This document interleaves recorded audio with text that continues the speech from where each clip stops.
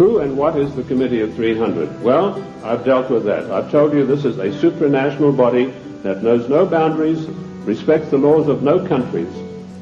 The first time that they were publicly announced was by a German socialist by the name of Walter Rathenau.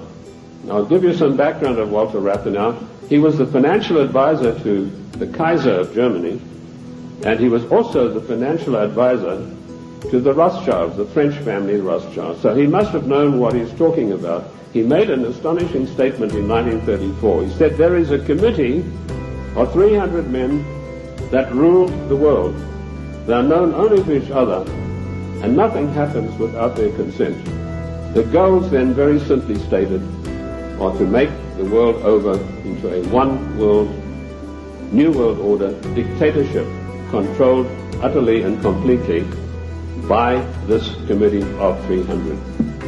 They do it by dint and by virtue of their fantastic wealth and the fact that they control thousands of the top banking institutions, the political organizations, insurance companies, but their strongest arm is called the Club of Rome. Now, when I first heard of the Club of Rome in 1969, I immediately began my investigation.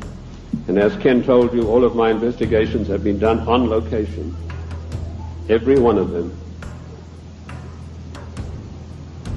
The Club of Rome is one of the most insidious, baneful organizations in existence today, which has done intolerable, immeasurable harm to the United States of America. This Committee of 300 told a man called Aurelio Pecci to form this Club of Rome with the main object of bringing down the industries and the agricultural development of the United States.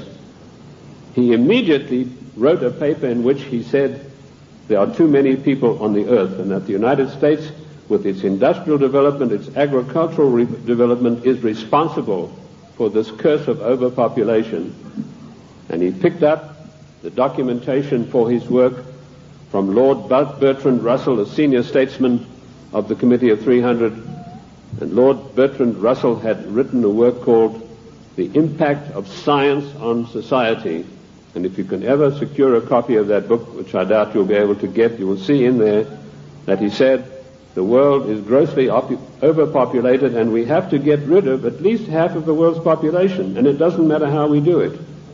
So the Club of Rome was instituted and organized to start an attack on the world's population using the United States as the whipping boy. And they came up with a paper called the Zero Growth Post-Industrial Plan for Industry and Agriculture for the United States of America. 3 days after that plan was accepted as official United States policy by James Earl Carter, I was able to, through my intelligence people, get a copy of this insidious document. Basically what it said was that the middle class in the United States of America had to be destroyed, because in the coming push to a world order, the middle class would be the stumbling block, because history had shown that the peasant class in ancient days, when they had revolted, were just easily crushed. There was no resistance. But now had grown a new super class of people in the United States called the middle class, who had long-term employment, who had job security, who were well paid, who could afford to buy the products that were made by the United States and didn't need to buy products from China or anywhere else. And the Club of Rome post-industrial zero growth paper said this has got to stop. We have to bring down the middle class of the United States. And the way that we will do this, the way that we will accomplish this task, is by crushing their industries.